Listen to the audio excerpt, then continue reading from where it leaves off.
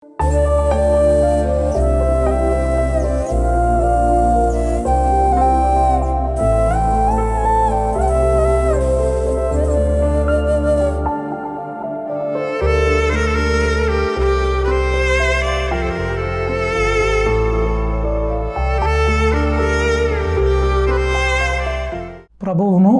మన రక్షకుడును అయిన యేసుక్రీస్తు ప్రభుల వారి శ్రేష్ఠ నామాన్న మీ అందరికీ శుభాలు వందనాలు తెలియపరుస్తున్నాను. ప్రియమైన దేవుని బిడ్డలారా, ఈరోజు మన వాక్య ధ్యానము సామెతల గ్రంథం 23వ అధ్యాయము 29వ వచనంలో ఉన్న వాక్య భాగాన్ని కొద్ది నిమిషాలు మనం ధ్యానం చేద్దాం. బైబిల్ గ్రంథం ఉన్నవారు తప్పక తీసి చూడండి, నేను చదువుతూ ఉన్నాను. సామెతల గ్రంథం 23వ అధ్యాయము 29వ వచనాన్ని నేను చదువుతున్నాను. ఎవరికి శ్రమ, ఎవరికి దుఃఖం, ఎవరికి జగడాలు, ఎవరికి చింత, ఎవరికి హేతువు లేని గాయాలు, ఎవరికి మందదృష్టి. ఈ వాక్యాన్ని మనం ధ్యానం చేద్దాం. ఈ వచనాన్ని మనం చదువుతున్నప్పుడు ప్రతి మాటకు ఒక ప్రశ్న మార్కు అక్కడ ఉంది. అంటే ఇవన్నీ ప్రశ్నలు. ఈ ప్రశ్నలకు జవాబు మనం తెలుసుకోవాలి. దేవుని బిడ్డలారా, రాయబడింది ఎవరికి శ్రమ, ఎవరికి శ్రమ. శ్రమలు రావడానికి గల కారణం ఏమిటి? దేవుడే శ్రమలను ఇచ్చాడంట అందామన్నా. దేవుడు శ్రమలు ఇచ్చాడని అందామా? దేవుడు మనల్ని బాధ పెట్టేవాడు అంటారా? మనం మేలు చేసేవాడా? ఏమండి, దేవుడు మనకి మేలు చేసేవాడే. దేవుని బిడ్డలారా, కొన్ని శ్రమలు మనం చేసే పనులు, మన నడవడిక, మన ప్రవర్తన ఫలితంగా వచ్చేవి కొన్ని శ్రమలు ఉన్నాయి. దేవుని బిడ్డలారా, మనం మంచి చేస్తే ఖచ్చితంగా మనకి మంచి జరుగుతుంది అని బైబిల్ చెప్తూ ఉంది. నాకు కొంచెం ఎక్కడ ఉందండి అనవచ్చు. ఏది ఎత్తుతామో అదే కోస్తాం అని దేవుని వాక్యం చెప్తుంది. మీరు మంచిని ఎత్తితే మంచే కోస్తారు, చెడు ఎత్తితే చెడునే కోస్తారు. దేవుని బిడ్డలారా, ఈ వాక్యం వింటున్న ప్రియ సోదరుడా, ఈ వాక్యంలో దేవుడు వాక్యం ద్వారా నీకు తెలియపరుస్తున్నాడు. శ్రమలకు కారణం ఏమిటి? శ్రమలు ఎక్కువైపోయినాయండి అని నువ్వు అంటున్నావేమో. అసలు ఇన్ని శ్రమలకు కారణం ఏమిటో నువ్వు తెలుసుకోవాలి. నేను అంటాను, మన విధి విధానాలు, మన పనులు, మన క్రియలు కొన్నిసార్లు మనకు శ్రమలు తెచ్చిపెడతాయి.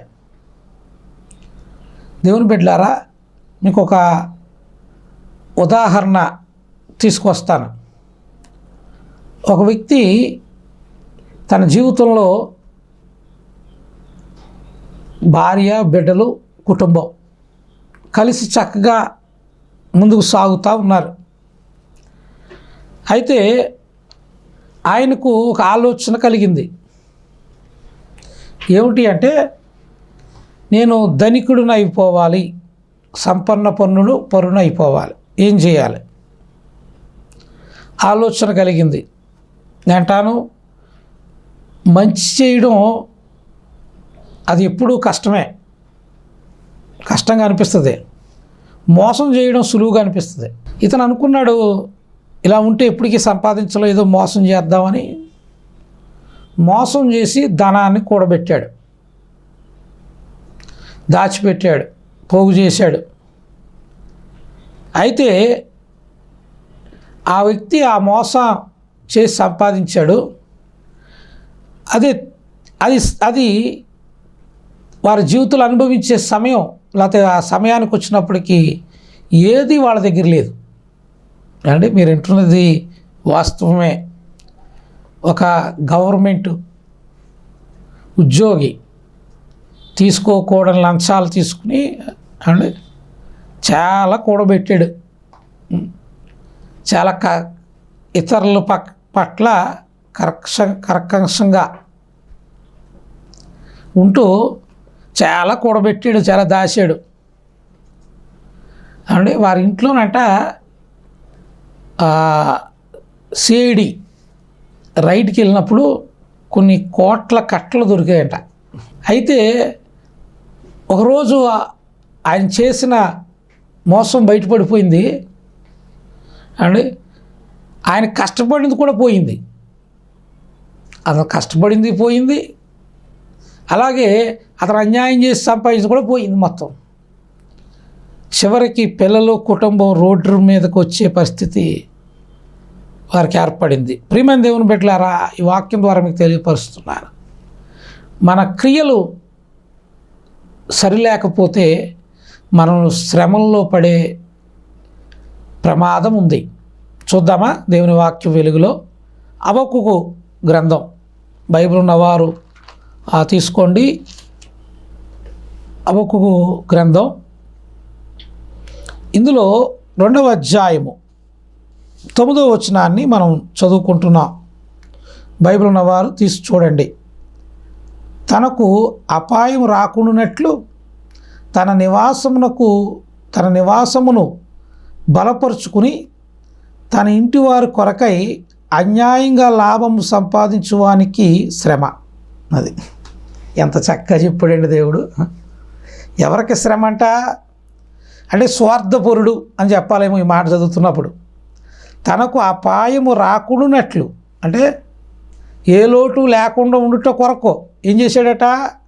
తన నివాసము బలపరుచుకుని, అంటే తన కుటుంబాలకి వాళ్ళకి ఏ లోటు లేకుండా చూడడం కొరకు, తన ఇంటి వారి కొరకై అంటే తన బిడ్డల కొరకు, తన కుటుంబం కొరకు అన్యాయముగా లాభము సంపాదించువానికి శ్రమ. స్పష్టంగా దేవుడు చెప్తున్నాడు. నేను అంటాను, ఇటువంటి సంపాదన నీ జీవితంలో ఉంటే దాన్ని విడిచిపెట్టు. ఎందుకంటే ఆ సంపాదన అన్యాయంగా నువ్వు సంపాదించే సంపాదన ఎప్పటికీ నీ పతనాన్నే కోరుతుంది. అది లాభకరం కాదు, అది శ్రేయస్కరం కాదు, అది నీకు క్షేమాన్ని ఇచ్చేది కాదు, అది ఎప్పటికీ నీ పతనాన్నే కోరుతుందని దైవ వాక్యం సెలవిస్తూ ఉంది. అది నీకు శ్రమ అని చెప్తుంది దేవుని వాక్యం. ఈ వాక్యం వింటున్న ప్రియ సోదరుడా, అన్యాయంగా వచ్చిన వచ్చుబడి అది నీ పతనాన్ని కోరుతుందని దేవుని వాక్యం చెప్తూ ఉంది. అయినప్పటికీ కొంతమందికి ఏమిటంటే ఇటువంటి వాక్యాలు విన్నా ఎవరు చూసొచ్చారులే, ఏమవుద్దులే, ఎందరో మోసం చేస్తున్నారు అందులో నేను, ఎందరో అన్యాయం చేస్తున్నారు అందులో నేను ఒకడిని, ఏమవుద్ది అనుకుంటారు. కానీ మనుషులను మోసగించవచ్చు, మనం మనుషులను మభ్యపెట్టవచ్చు, కానీ పరబంధు దేవుణ్ణి మనం మభ్యపెట్టలేం కదా, ఆయన కళ్ళని మనం ముయ్యలేం కదా. ఆయన కనులంట మరి స్పష్టంగా నీ హృదయాన్ని చూస్తున్నాయి, నిన్ను పరిశీలిస్తూ ఉన్నాయి, నిన్ను అబ్జర్వ్ చేస్తున్నాయి, నిన్ను గమనిస్తూ ఉన్నాయి అన్న సత్యాన్ని నువ్వు మర్చిపోవద్దు. ఎవరు చూసి వచ్చారు, ఎవరికి దొరకలేదు కదా అనుకుంటున్నావు. నేను అంటాను, నువ్వు ఎంత అన్యాయంగా సంపాదించి దాచిపెట్టి నీ బిడ్డలకు ఇచ్చినా, వారు ధనికులుగా పేరు ప్రతిష్టలు ఈ లోకంలో కలిగి ఉన్నా, కానీ దానివల్ల వారికి మేలు కంటే కీడే కలుగుతుందని దేవుని వాక్యం చెప్తూ ఉంది. మార్చుకుందామా ఇట్టి అన్యాయమైన సంపాదన? ఈ రోజున ఏముండి చెప్పండి, అన్యాయమైన సంపాదనలు ఏమున్నాయి చెప్పండి అని అడిగేవారు లేకపోలేదు.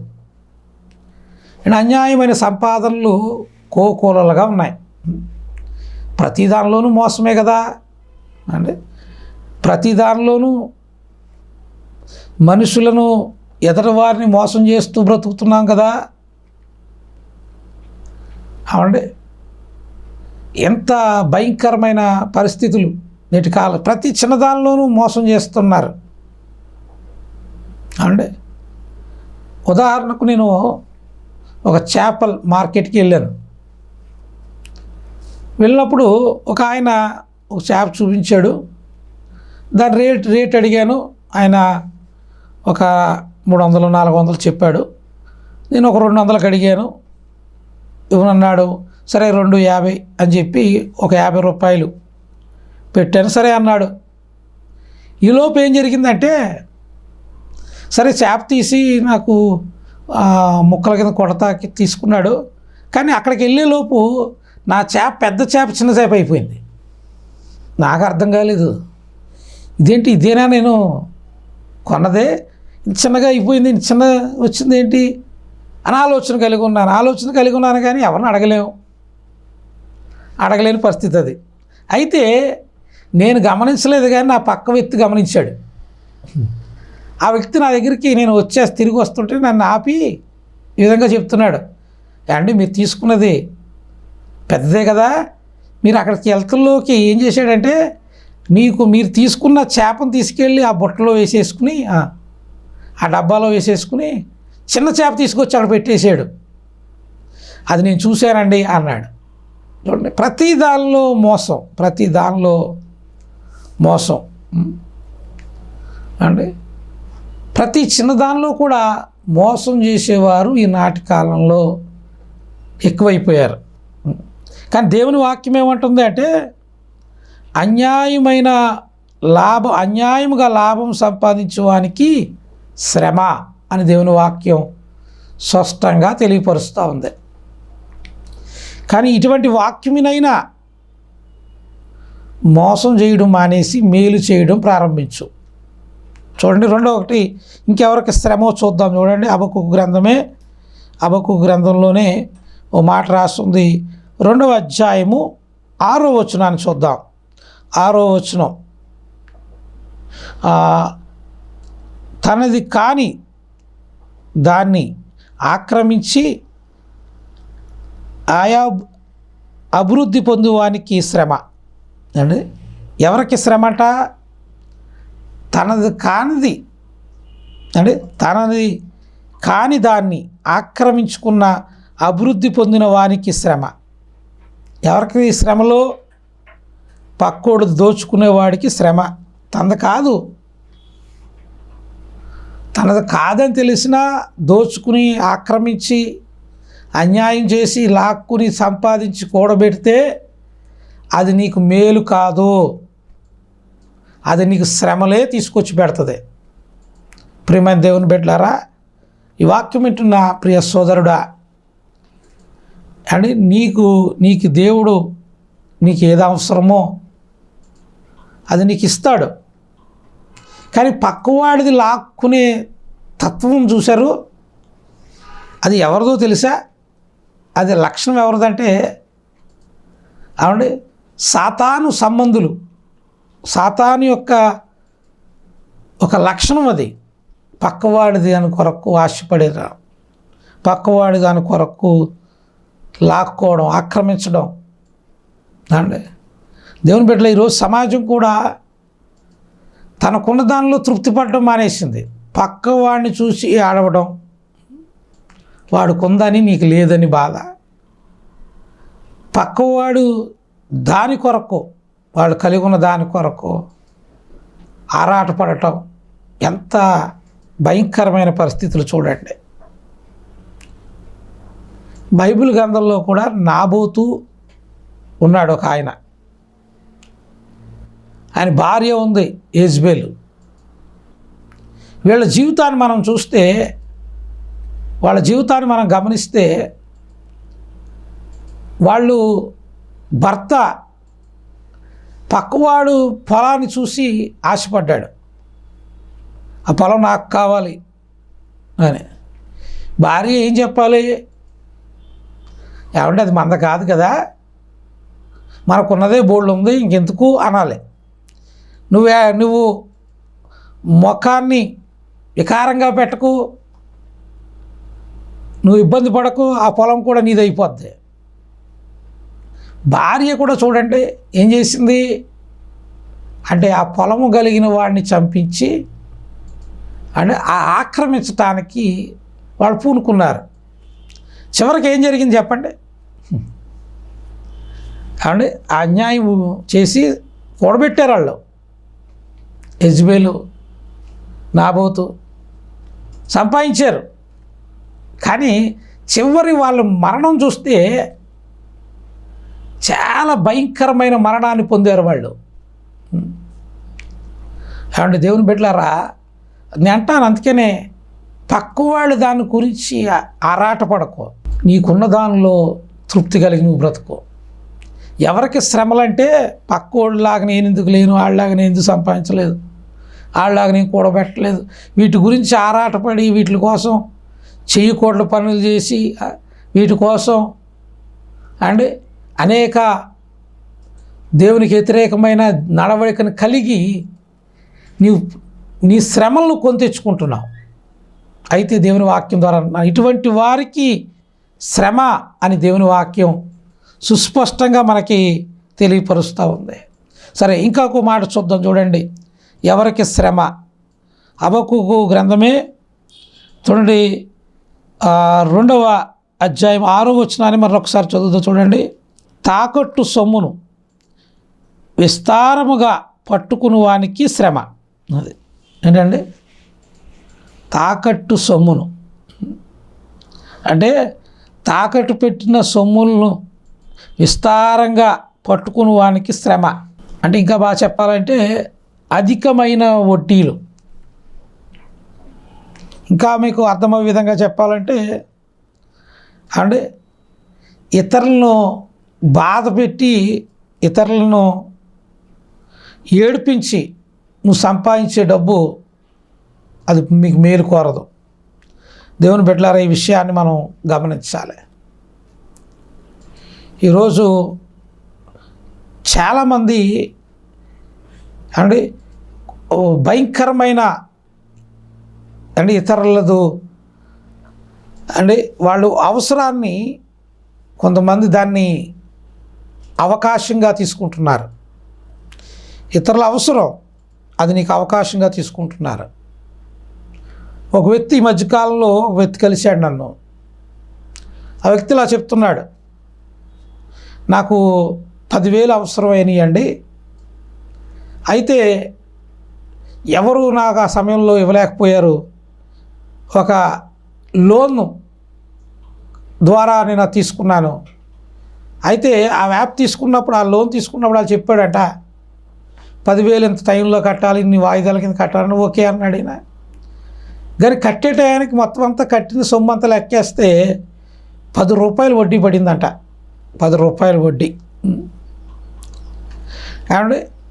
అయితే ముందు అతను 10 రూపాయలు వడ్డీ అని చెప్పి మనకు చెప్పి తీసుకుంటే అది ఒక అంత విచారమైన భావం కాదు.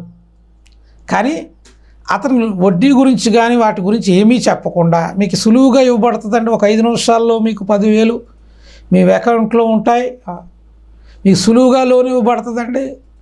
మీకు ఏ కాగితాలు అవసరం లేదు. ఈ మధ్య చెప్తున్నారు, మీరు ఏ కాగితాలు అవసరం లేదు, మీరు ఒక్క అప్లికేషన్ పూర్తి చేయక్కర్లేదు, మీ ఫోన్లో లోన్ అని కొడితే 15 నిమిషాల్లో మీకు మీ డబ్బులు మీ అకౌంట్లో ఉంటాయండి. మనం అమాయకులైన ప్రజలు కొంతమంది దాని పూర్తి అర్థం తెలుసుకోకుండా ఏం చేస్తున్నారంటే వాళ్ళు చెప్పింది తీసుకుంటున్నారు అవసరాన్ని బట్టి.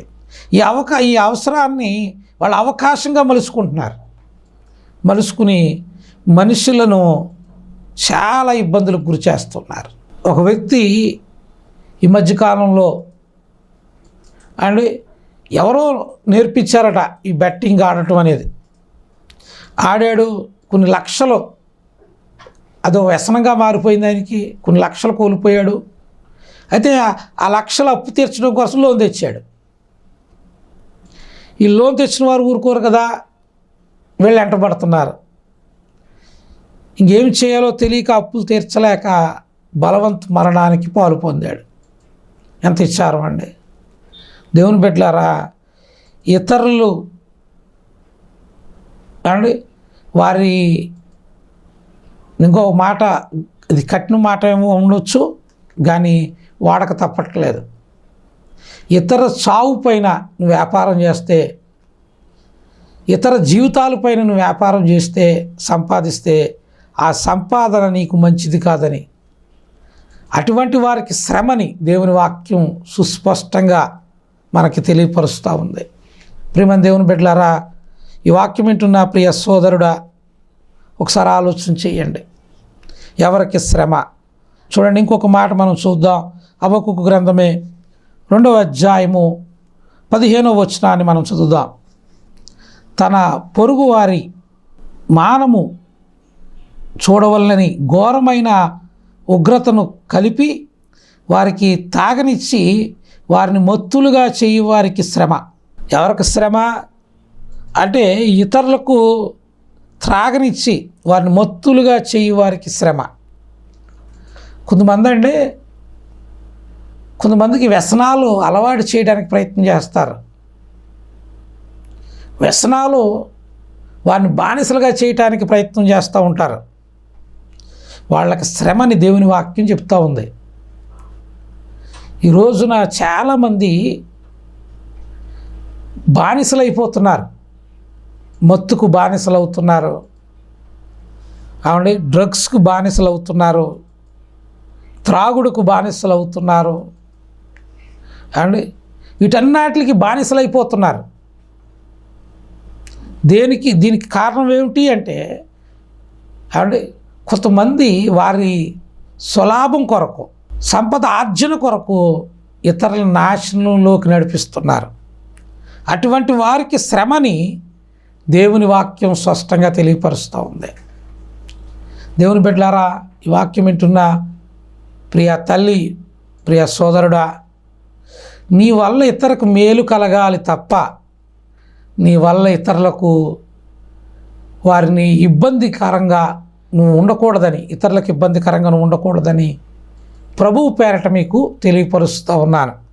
చూడండి, మరొక మాట మీకు చూపించి నేను వాక్యాన్ని ముగిస్తాను. చూడండి, ఇక్కడ ఎంత స్పష్టంగా హబక్కూకు గ్రంథంలో దేవుడు రాయించాడో.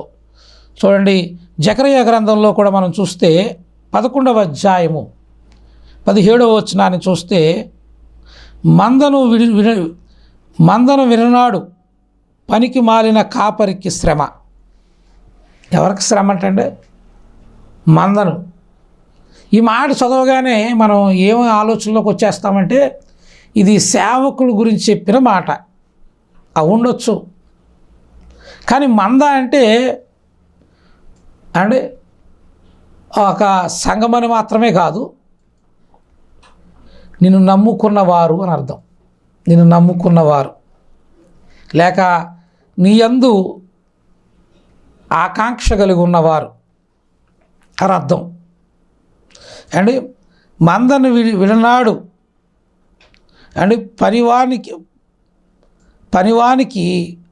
పనికి మాలిన కాపరికి శ్రమ. మందను విడనాడు పనికిమాలిన కాపరికి శ్రమ అంటే బాధ్యతలను విడిచిపెట్టే వాళ్ళకి శ్రమ అని చెప్తున్నాడు. ప్రియమైన దేవుని బిడ్డలారా, ఈరోజు నీ బాధ్యతను సక్రమంగా నిర్వర్తిస్తున్నావా? నీ బాధ్యతలు, భర్తగా నీ బాధ్యతను నిర్వర్తిస్తున్నావా? నీ కుటుంబం పోషణకరంగా, నీ కుటుంబ పోషకకర్తగా నువ్వు ఉన్నావా? నీ భార్య, అమ్మ, నీకు ఇవ్వబడిన బాధ్యతలను సక్రమంగా నిర్వర్తిస్తున్నావా? లేక నీ బాధ్యతను విడినాడి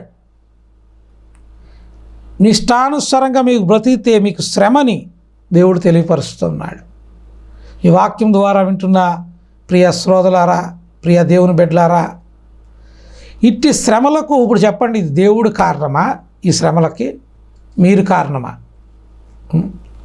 ఎవరు కారణం అంటే అంటాను, ఇప్పుడు నేను చదివిన ఈ మాటలన్నిటికి కారణం ఎవరంటే మనంతట మనం తెచ్చిపెట్టుకుంటున్నాం కొన్ని శ్రమలను, కొన్ని ఇబ్బందులను, కొన్ని అలజడులను, కొన్ని గందరగోళాలను, శ్రమలను కొని తెచ్చుకుంటున్నాం కొన్నిసార్లు. దేవుని బిడ్డలారా, అందుకనే మనము చాలా ఏదైతే వాక్యం వింటున్నామో ఆ వాక్యానికి అనుగుణంగా మన జీవితాన్ని మలుచుకోగలగాలి. అప్పుడు మనము ఇటువంటి శ్రమలకు లోను కాకుండా, ఇటువంటి శ్రమలలో పడిపోకుండా మనం నీతిగా బ్రతకగలం. అట్టి కృప దేవుడు మీకు ఇవ్వాలని ప్రభు పేరట మీకు తెలియపరుస్తూ దేవుడి మాటలను ముగిస్తున్నా. దేవుడు మిమ్మల్ని దీవించునుగాక. ప్రార్థన చేసుకుందాం. కళ్ళు మూయండి, ప్రార్థన చేద్దామండి. మహాపరిశుద్ధుడు అయిన తండ్రి, మహిమ కలిగిన దేవానికి వందనాలు. ప్రభువా, వాక్యము నీది, నేను నీ వాడను. ప్రభువా, నిజమే ఎవరికి శ్రమ అనే విషయంలో నిజమే అన్యాయంగా సంపాదించువానికి శ్రమ, అన్యాయంగా కూడబెట్టువాడికి శ్రమ. ప్రభువా, అవునయ్య, మాకు తెలియపరిచావు నాయన. మేము అట్టివారుగా మేము ఉండకుండా మేము ఆశీర్వాదానికి ప్రభువా కారకులుగా, ఆశీర్వాదం పొందుకోవడానికి ప్రభువా మేము అట్టి ఆశీర్వాదానికి ప్రభువా మేము అనుకూలంగా మేము ఉండటానికి నీ కృప దయచేయండి. ఎవరైతే విన్నారో ప్రభువా, వారిని కొన్న శ్రమల నుండి వారిని విడుదల తీసుకురండి. వారికి శాంతి, సమాధానం, నెమ్మది, సంతోషం అనుగ్రహించి మేలు చేయమని యేసు నామమున ప్రార్థిస్తున్నాను తండ్రి. ఆమేన్. ఈ పరిచర్య మీకు ప్రోత్సాహకరంగా, మీ ఆత్మీయ జీవితాలకు ఇది బలపరిచే విధంగా ఉంటే తప్పకుండా మీరు ఒక చిన్న ఫోన్ కాల్ చేయండి. మీకు ఫోన్ కాల్ ద్వారా ఈ పరిచర్య ఇంకా ప్రోత్సహించబడుతుంది. అలాగే మీకు ఏ ప్రార్థన అవసరం ఉన్నా మీ కొరకు మేము ప్రార్థన చేయడానికి సిద్ధంగా ఉన్నాం. తప్పకుండా మీతో కలిసి ప్రార్థన చేయడానికి కూడా మేము సిద్ధంగా ఉన్నాం. తప్పకుండా మీరు ఫోన్ చేయండి, మీ కొరకు మేము ప్రార్థన చేస్తాం. దేవుడి మాటలు దీవించునుగాక. ఆమేన్.